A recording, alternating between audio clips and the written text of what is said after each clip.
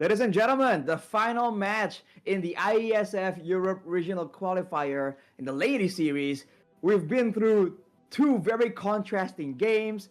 We're seeing that I guess your region's notoriety or reputation definitely shows in your gameplay as well. If that's certainly the case, then Ukraine has a case to have a rather dominating performance against Serbia. But of course, in the land of dawn, nothing is guaranteed. You're still with me, Arashi and Burger Kim, for one more series for today. Kim, what are your thoughts about this matchup, man? Any I mean, predictions? we haven't seen any of the women's team play just yet, right? Like this is gonna be the first day actually that we're gonna be seeing all of the teams from the respective qualified regions that will be playing today. So I think in terms of again, based on the matchup that we've seen in Croatia and Turkey, we're just gonna go with stats here. We're gonna go with tournament experience, the level of competitions that are available in their country, and with how the male Ukraine team dominated. I think for the female team, we can anticipate to see like more or less pretty much like the same type of play style, right? Like not unless, it's Hmm. not as popular, but usually, when a game is as dominant as that or is as popular in a certain region, I'm pretty sure it's gonna pop up in both genders, right? For both female and male, Mm-hmm. the male scene, it's gonna be up. So I think for Ukraine, they definitely have an upper hand again when it comes to like tournaments experience with the game as a whole. And as for Serbia, let's see if they can actually fare up against Ukraine here for our last matchup. It's gonna be our last BO3 for the day here. So keep your eyes peeled. Are we gonna be having again another 3 games straight? I have no idea. We're gonna have to find out in the draft. And we've seen different variations of Croatia in particular in the previous games. And it was actually, to give you guys a recap, it was Belarus that won for the first series, and then you got Turkey winning the second one. And now we're waiting for our final victor here for our last BO3 for today.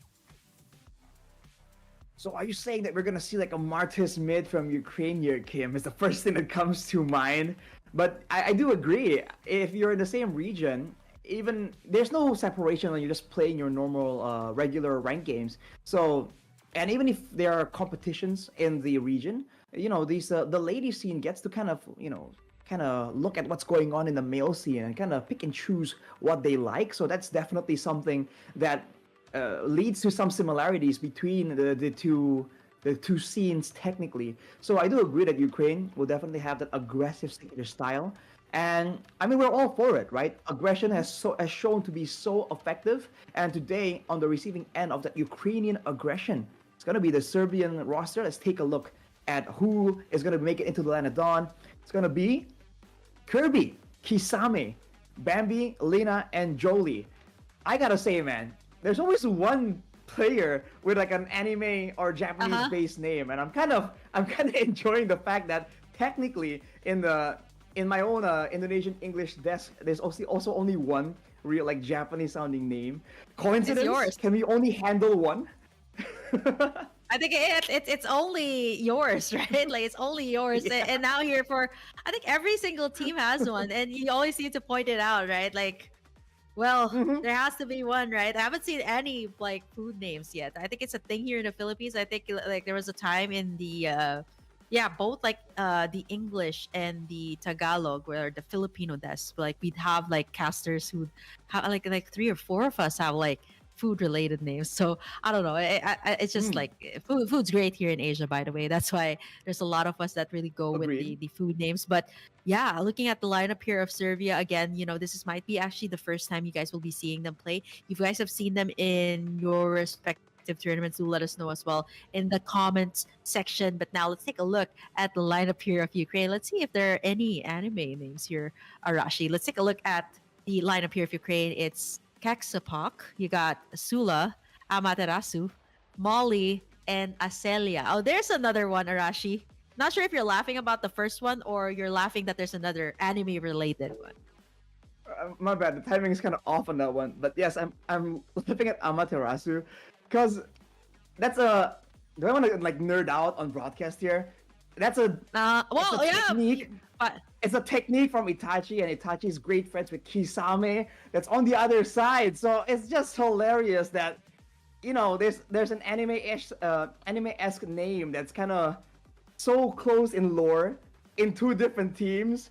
I don't know, man. I think it's hilarious.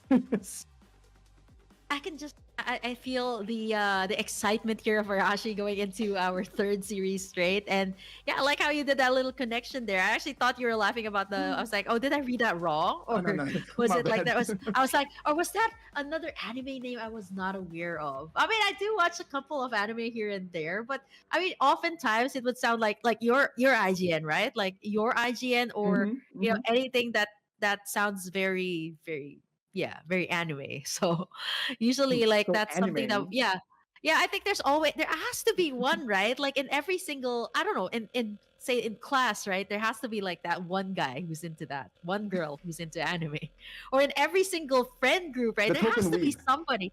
Yeah, I mean anime has gone through like so much, right? Like there's honestly, it has gone through so much. The golden age, even up until today, right? Like you're just looking for the next big like anime title to pop off. So I'm not surprised. Like the influence of anime is just global. That all of these players actually have that influence as well when it comes to making their IGNs. I mean, come on, my IGN was just straight off like, come on, maybe I can give this like little snippet before we start off the game. Like my IGN was literally off the food chain, right? Like I was sitting there, and then Hmm. I didn't have an IG that time. It was so boring. It was just Kim.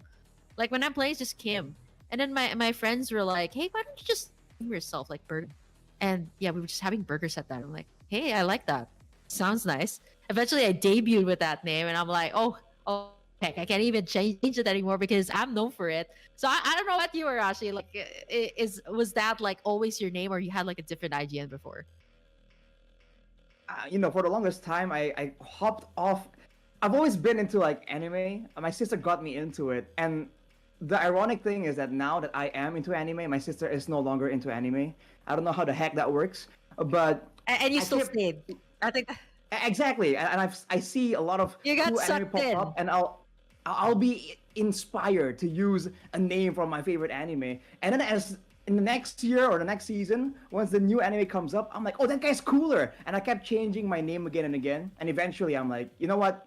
I'm a like Google one name, come up with a name that I'll stick with, and if I come with it if I come up with it on my own, then even if the next coolest thing, like if Gojo comes up and he's the coolest dude, I won't be tempted to change my name again. Yeah. And now everyone just thinks that I'm copying or I'm a big fan of that Japanese boy band that's also named Arashi. So sometimes there's no Uh-huh. winning, man. You just have to make do with what you got. So that's the lore behind the Arashi name. But yeah, I think there's just huge overlap between like people in esports and people who are into anime. And with anime being Oh so yeah. mainstream right now, I think it's really no surprise, man. You're seeing big shows throw homage to it. You're seeing Uh, merch come out as well. So it's a great time to oh be yeah. me. There was a An time anime where fan. we were the underdog, but Arashi. now we're on top, man. It's our time. Weebs unite. I think there were yeah, there was a time that it was like I wasn't sure. Like I watched it a lot when I was like younger, right? Like it always came up on television, and I was like, oh wow, this is great. I actually really enjoyed it. That was the golden age, and right after that, it kind of stopped Hmm. until like the more recent animes that would pop up, right? Like I think the bigger titles are here, and they're here to stay. And to think about it, like some of the bigger titles have been here already for like 10 years, so it's insane to see that them have that kind of influence as well, like for to the players. So I wouldn't be surprised like if we might see like the next big title come off real soon, because there's a lot of series ongoing. I don't know if you guys who are watching here right now were into anime. There's a lot of like big series that are about to end soon, and I'm honestly looking forward to it. We have like collabs like what Arashi mentioned. You got anime Mhm. skins in MLBB. You got Jujutsu Kaisen, to name a few, right? That are Oh already yeah. in the MLBB. So I think that's a really cool way of getting us involved. Because me personally, me I'm sure being you me, right? splurge Every on time, those. exactly. I see some of the cooler skins, and I'm like, they are cool, but I can live without. I'm a thrifty man. I started from the bottom. We can't afford to spend on stuff like this. And then Jujutsu Kaisen comes up, Attack on Titan comes up. I'm like, now, right now. Where's my credit card? Where's my debit card? It's time. Immediately. Like all 4 skins. Let's say Jujutsu Kaisen had like four skins, right? Did you get all of them? I do. I have all 4. See? That's a fact. Guilty. He got all 4 of them. Okay, I have to check though on Attack on Titan. You got all of them.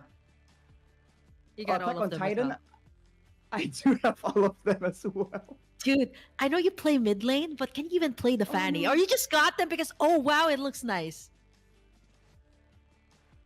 I think that ever since we saw the Fanny, I think everyone made the connection. Oh, cable, swords. This is an Attack on Titan thing. Oh yeah, I So think it feel was like a I just community gotta thing, have it. right? Yeah, it was a Exactly, I just community have thing to have too. it. So yeah, that's So the you got whole all. idea why I splurged on it. And for the Jujutsu Kaisen one, I was looking for the Gojo one because I'm a mid lane player, right? But then I Mhm. got and then the second one I got was the Julian one, and then by luck yeah, in one of the same. roles I got the Melissa as well. And then recently, right, I only got 3, but then recently Yeah. they kind of improved on the skin, and I'm like, yo, that's kind of dope. So you know, your man started spending once more. Yeah, thrifty man, as he says, but no longer I'm thrifty of those selectively anime thrifty. skins. Selectively thrifty, specifically on those anime skins. Let's see if some of them will actually come out here. You know, we've seen a few of them actually pop up, right? The Julian with rocking in the Jujutsu Kaisen skin, and yeah, Mhm. the Gojo actually popped up here as well. The Melissa hasn't yet, and the Yin. I think those are very, very, um, I would say situational type of picks, so they don't really come as Uh-huh. often. But you do have that, the Gojo, of course, it is in the meta, the savior. So Serbia right now, going into the draft, it's Serbia on the blue side here. So they start their ban list with the Zusin, followed by the Ling. I think it's a staple here almost all the time. I don't think this Ling has ever been let out, even in the males division. This was almost a 100% ban rate. I think it's a bit too important, and the macro presence. I mean, we know that the Fanny is very mobile, and we see that teams can really perform on the Fanny, especially when there are targets, you know, like I almost said like the Gojo, but like the Savior, I mean. The Ling kind of Savior just does is it better, Gojo. right? Mhm. Exactly. Shout out to the player Gojo as well, by the way, which is why we were having so much fun with it just the other day. But as I was saying, the Link can technically do what the Fanny does, but even better. You have a skill that gives you invulnerability to go for those retributions, for the outplay potential, Wow. and technically you can be a bit faster when it comes to the rotations around the map as well. And for Ukraine, that's a Carmilla that hints at like a team fight heavy approach right here, I must say, with the chip already banned out. And I think we've seen Ukraine, at least on the male scene, go for that Loyi ban soon after as well. That's a very telling sign here that Ukraine wants to go for that aggression, and they want to make sure that Serbia can't team fight efficiently. They're going the route of possibly taking in the Loi, or I think Carmilla is one of the well, this is coming from me, but she's definitely one of the best roamers out there currently in the meta. I think she was overlooked long enough, and I think Ukraine understands that her team fight capabilities are just really strong. You've seen it in the matchup earlier with Belarus. They were able to delete people instantly in team fights, right? Especially when the Curse of Blood has been laid out so well. Final ban for Ukraine here. I'm looking at so many good hero picks here. The Roger is still up. The Hayabusa. A lot of these meta assassins are still available for the taking, so these aren't in the bad list. So a lot of like specific bans, like you don't really see the Matilda and the Carmilla being banned, but the rest are actually standard bans. So I'm not so sure what will be let up here. Usually the team always goes for like the Roger, but I think Ukraine will just not let out the playmaking capabilities of Azaz as well. Great burst. So now Serbia, will they start it out again with the Roger? This time it's a little bit more Oh wow. balanced out. I see this type of draft coming out, like the Turizla, great playmaking capabilities, very strong XP laner. So I think for Ukraine, they can answer it out with usually a Roger Valentina to counter or to take out the ultimate here of the Turizla to kind of have that same effect. And the Roger, of course, a very flexible pick. I don't really need to say anything more, right? Like you've seen it in several teams. They prioritize this. and it is just one way to go, especially if you don't really want to let your opponent know what you're gonna do next. Yeah, it's a very safe pick. And back when hiding your prio picks is a strategy, the Terizla really is selected very early on. And technically, you can still kind of flex it to the mid lane. Not a lot of heroes, not a lot of teams have done so. Now for Ukraine though, with the Lunox showing up very, very early, they're still playing array again with the possibility of flexing the Roger or the Lunox to a different role.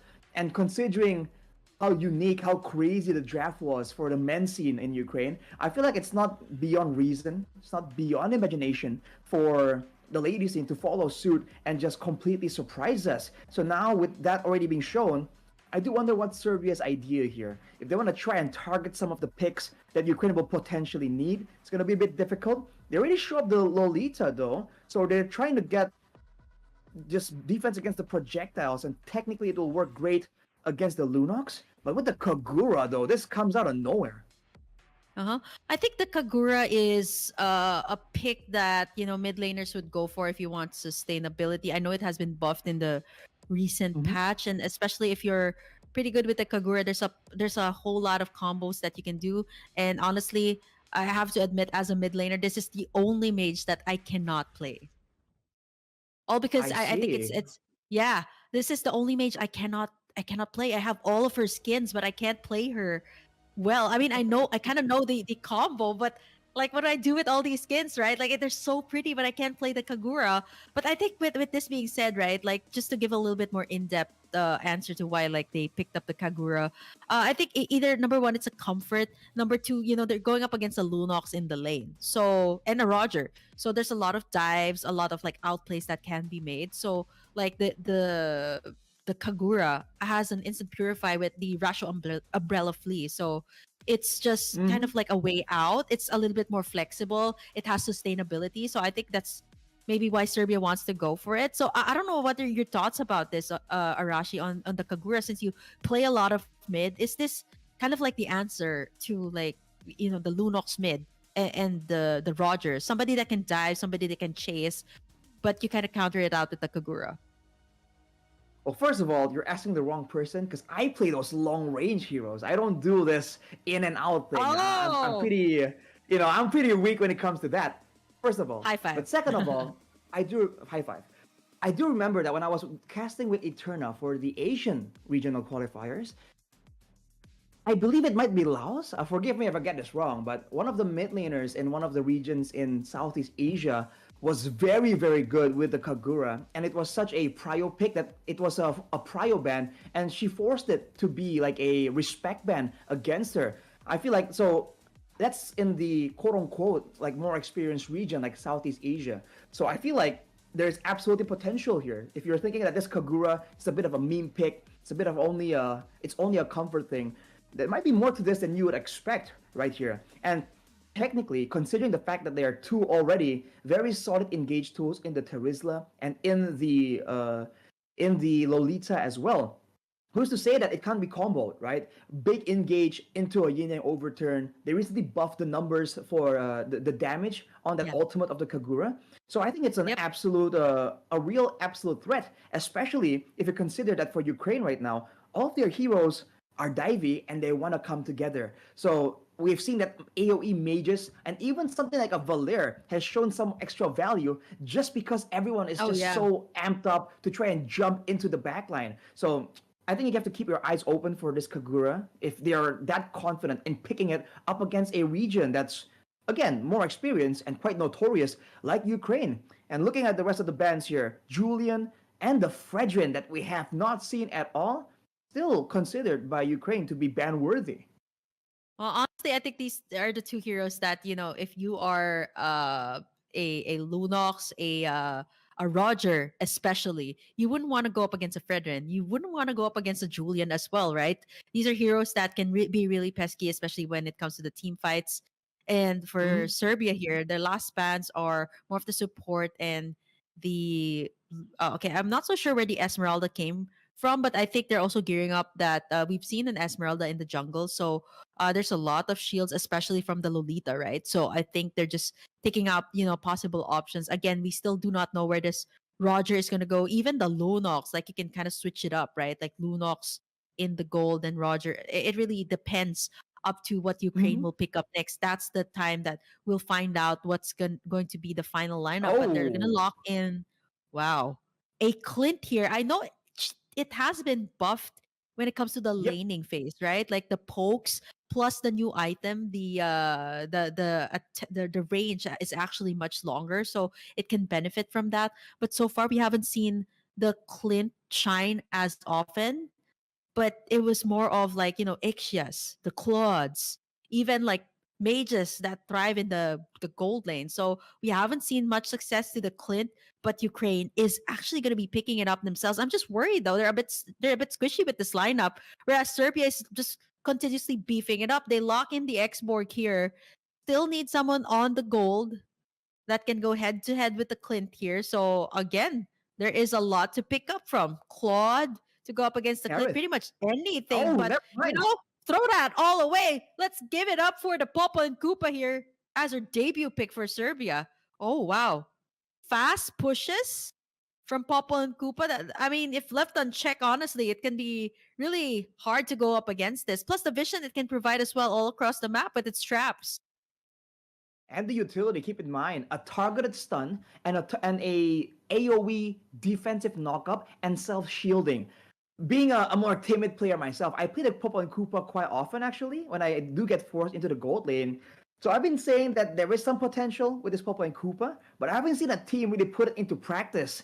Now with the Minotaur in the picture as well, oh man, with the surprising picks, right? We said we were looking forward to these unusual picks from this region. I can't help but root for Serbia a bit, but it looks like for Ukraine, it's a bit more straightforward. It's a bit more in line with the meta we are familiar with. And you were talking about the Clint potentially with the Malefic gun. That could be a real big problem. And now the burst, like you said, in the laning phase and later on, even in the team fights, is going to be a lot more dangerous. I think he was buffed to try and keep him more competitive with the Harith.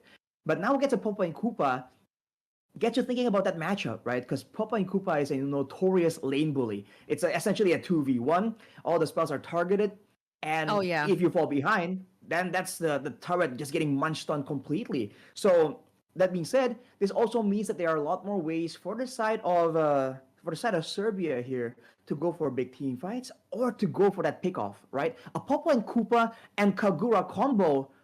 Oh wow, I just remembered now. Back in Can be season 8 in immobilized. MPL ID, in season 8, dude, it was a thing that Onyx was using and they were able to win MPL ID in some way due to using that combination. So now I'm looking forward to it. It's all about getting someone stunned up, locking them down with the traps on top of the initial Byram Koopa, and then hitting them with a guaranteed yin yang overturn. Ladies and gentlemen, game number 1 between Serbia and Ukraine. Will Serbia come out strong or will Ukraine prevail?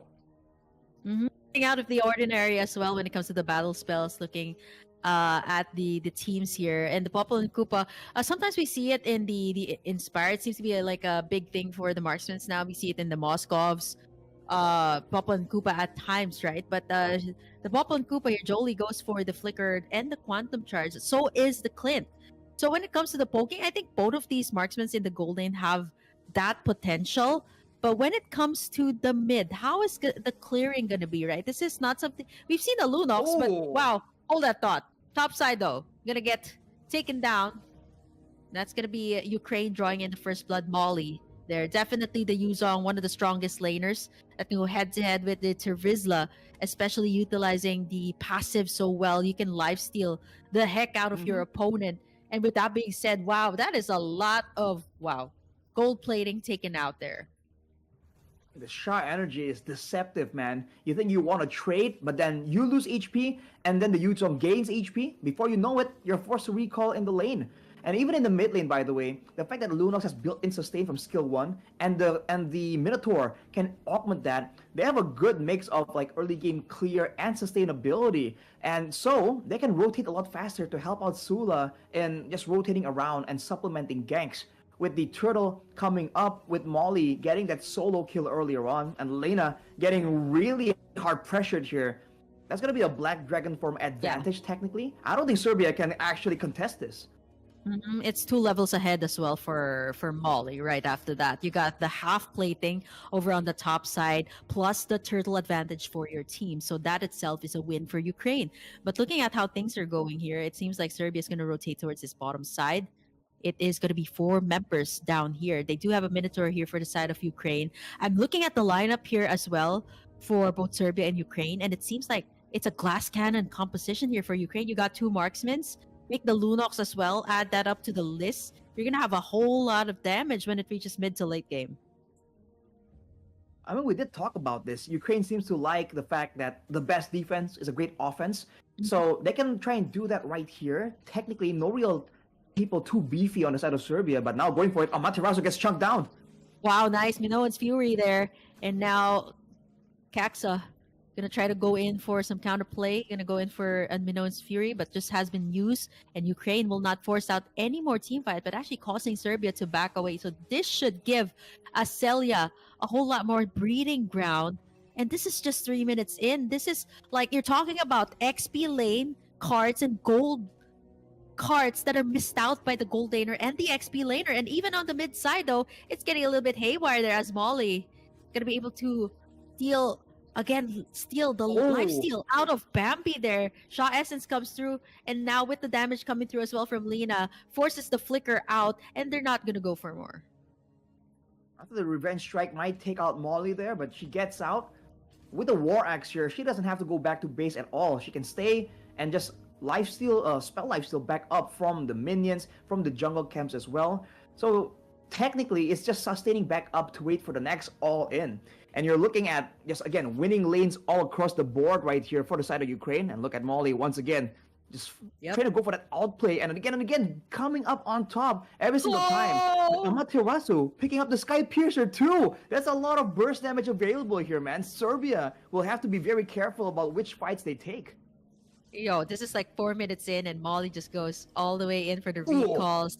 Even that bottom, there's no sparing Bambi. A little bit lost there.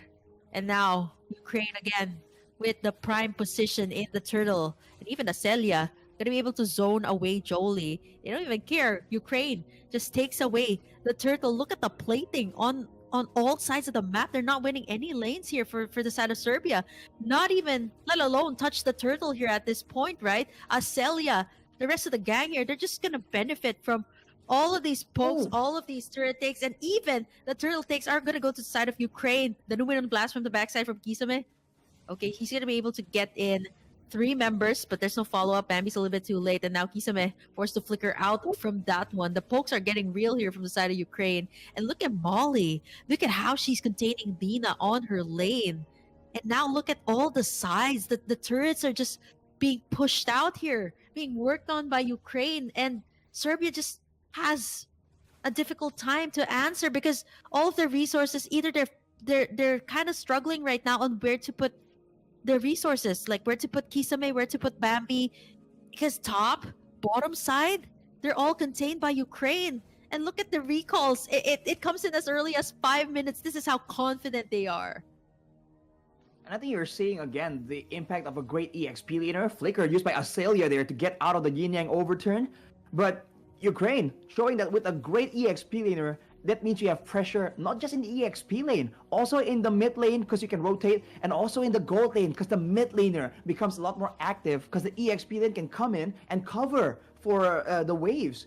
Man, they're just playing it so aggressive right here. And the way this works for Ukraine and their composition is that Chaksa is actually just bodyguarding Aselia for the most part. Everyone else on the side of Ukraine are free to make their own individual plays because the Lunox with the Brilliance Order, like we saw earlier, can make the outplays happen. Molly can make the outplays happen, and so can Sula on the Roger, going in and out, having the immune frames. So they're just having a strong baseline with the Minotaur and the Clint, and everyone else just going around and doing their own creative things, which overwhelms Serbia, keeping them guessing where exactly is the next play gonna come from with the Athena already built in. That's a dive from Ukraine. Yep, the Minoan's Fury here, landing it onto the members on the side of Serbia, and now finally they retaliate, this time by taking down Molly.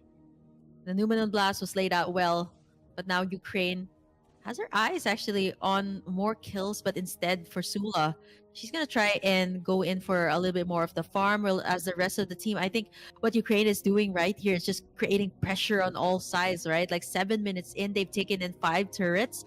It's just down to the last turtle here, and I think again, no contest at all from Serbia. I just feel like there's a lot of hesitation as well coming out from them when it comes to the team fight. You don't see a lot of these last insanities being put out, or like the Numenor Blast. There's only once. It was only once that Kisame was able to lay it out, but other than that, right, it has always been Kaksa that has been setting up the place here for the side of Ukraine. And speaking of the place, the Black Dragon form is here to zone them out.